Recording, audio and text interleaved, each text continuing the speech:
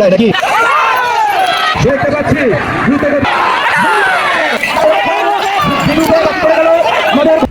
আসসালামু আলাইকুম। কনকনে শীতে আর্দ্র বাতাসে আজকে আপনাদের একটা প্রাণীর কথা বলবো, যে প্রাণীটা আপনারা আগে থেকেই চেনেন, কিন্তু এর কার্যকলাপ বা এর হচ্ছে এর দ্বারা মানুষ কাজে ব্যবহার করে সেটা আমরা তেমনি এক ঘোড়ার রাজ্যে আছি। এই অঞ্চলটাতে ঘোড়ায় পৌষ মাসের 20 তারিখ আজকে 1432 বঙ্গাব্দ।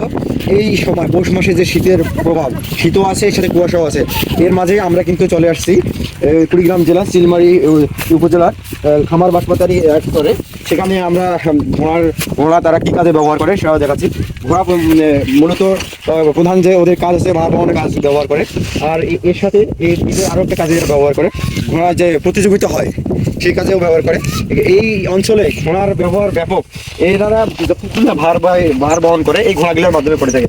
আর এই অঞ্চলে প্রাণী পালন করা মানে চরে আসলে প্রাণী পালন করা খুবই সহজ, কারণ এই ঘোড়াগুলো কিন্তু রাতে এখানে থাকে। আমরা কিন্তু সকালের দিকে আসছি পালন করে, এটা তারা আবার বিজনেসও করে থাকে, আর বিজনেস করে বাচ্চা উৎপাদন করে তারা ঘোড়া বিক্রি করে।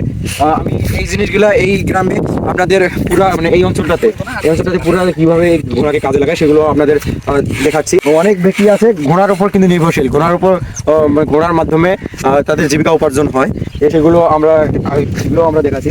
কারণ তাদের দৈনিক যে ভারবহন কাজ সেটা কিন্তু এই ঘোড়ার মাধ্যমে করা হয়।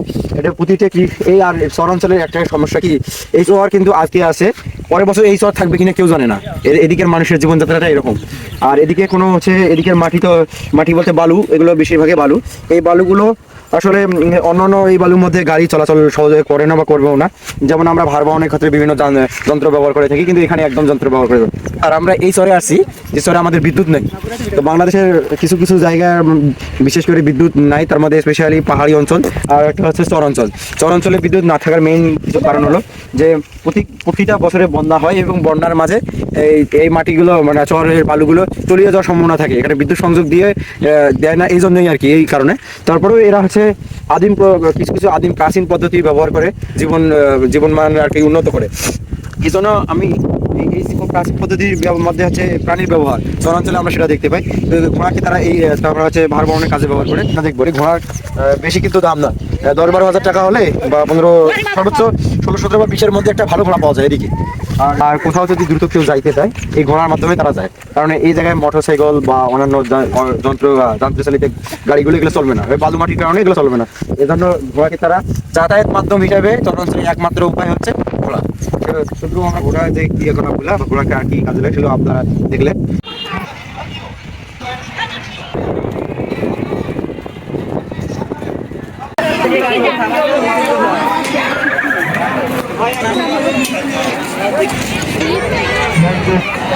উপজেলায় মেধাবী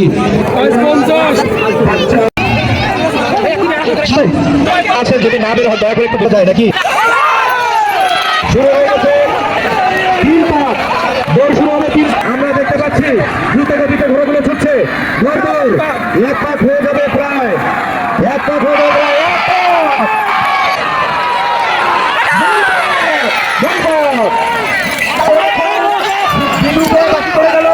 আমাদের ঘোড়া কুঠাতে এক পাক হয়ে যাচ্ছে, ওপরটা এক পাক হয়ে গেল, ভিতরে যারা বলছেন হয়ে গেল না।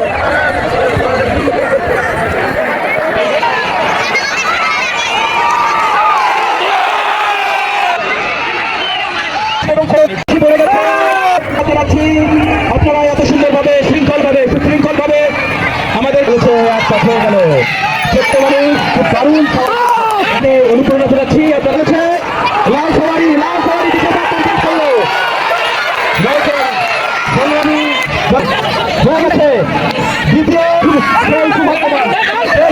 দ্বিতীয় 10-12 বছর আছে। কেমন লাগতেছে? আপনাদের জন্য সম্মানমূলক পুরস্কার রয়েছে।